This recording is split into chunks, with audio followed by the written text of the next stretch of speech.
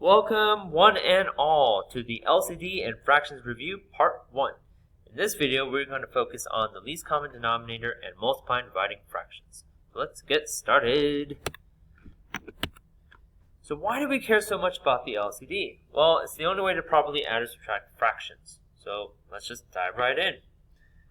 We have two pairs of examples. First pair of fractions we got is 1 over 9 and 1 over 4. Well, the three steps I have at the bottom kind of break it down for us. Now, the first step says factor. We only care about the denominator because that's what the LCD focuses on. We want the denominators to be the same. So in order to find it, what we got to do is we're going to break everything apart first. Well, 9 is going to split to 3 times 3. These are its prime factors.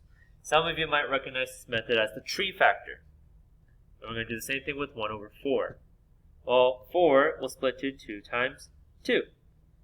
Step 1 is complete. Now we go to second step. It says include all factors from the first. So in other words, all the factors we got from the first fraction is going to be put on this list right here. 3 times 3. The reason why we're keeping it the multiplication sign is because eventually we're going to combine it with all the missing factors from the second fraction.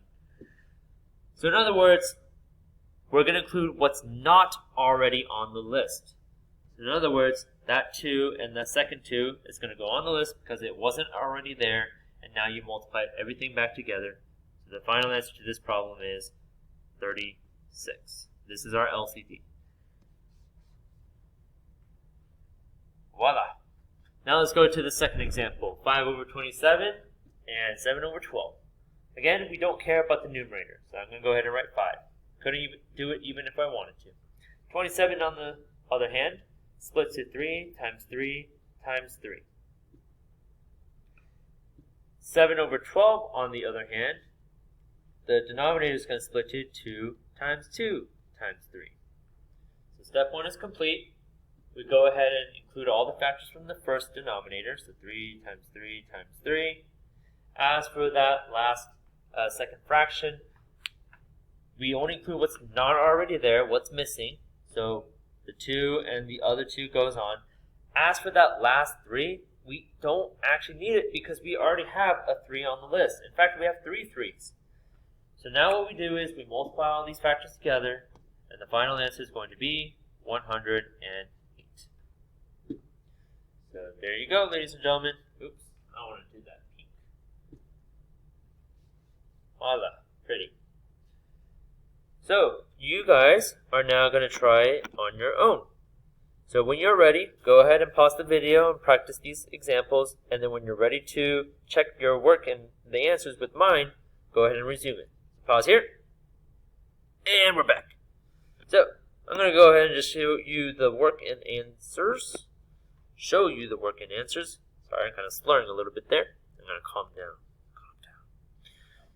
So as you see from the first pair of fractions, you see how it's 3 times 3, and then from the second pair, second fraction, 3 times 5. The only thing you can include is 5.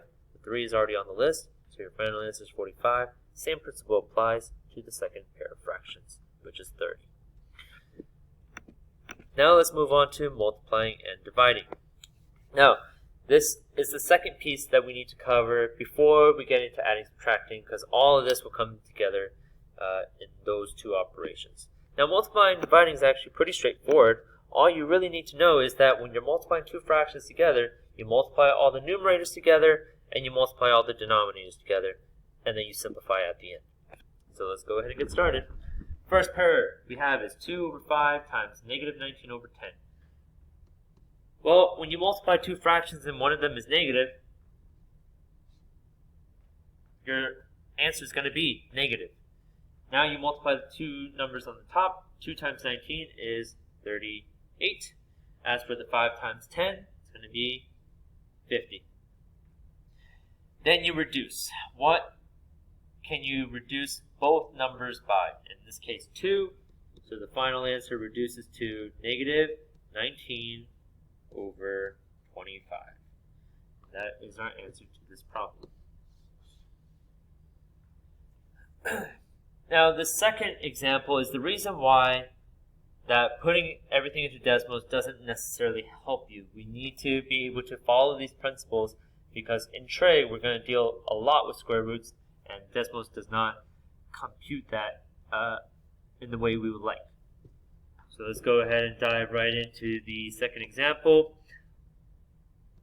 We're going to do the denominator first. So 5 times 3 is going to be 15. As for the top wall, 3 times the square root of x. 3 is a natural number that's outside. X is stuck inside the square root. So all you're really going to do is you're going to just say 3 times the square root of x, or 3 square root of x. And then you just go to the simplifying part. Can you reduce this? What numbers can you reduce both 3 and 15 by? And the x is stuck inside the square root. You don't care about that. The answer to my question is 3. So this final answer is going to be square root of x over 5.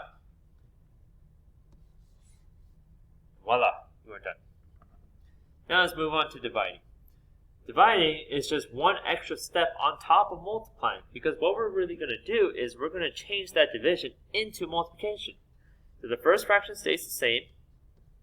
We're going to take the opposite of division to multiplication, and the only reason we're allowed to do that is because now what we're going to do is take the second fraction and flip it. And now it's just another multiplying problem. So we are going to multiply 7 and 4 together on the numerator, so that's going to be 28. 4 times 5 in the denominator is 20.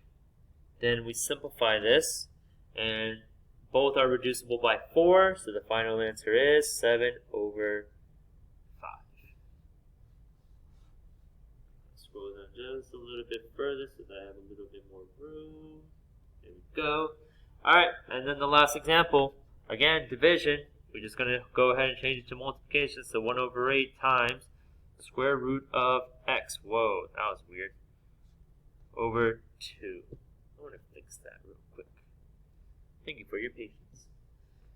Go ahead and multiply these two fractions together. So 1 times square root of x is just square root of x, because anything times 1 is itself. In the denominator, 8 times 2 is 16. We can't reduce anything because there's no numbers in front of the square root of x except for 1. So therefore, we are done. There you go, ladies and gentlemen. So now what you guys are going to do is you're going to practice with these 4 examples. So go ahead and do these on your own. Pause the video right here, and then when you're ready to check your answers, go ahead and resume it. So pause here, and we're back. Alright, I'm going to show the work one at a time, just so you don't get muddled with everything, and then you can go ahead and pause each one wherever you like. I don't think there's really anything special I need to add on. I mean, just remember that if you have double negatives, then it just cancels into a positive. And there you go. So that's the end to this part. Please check out the second part to the series where we're going to focus on adding and subtracting.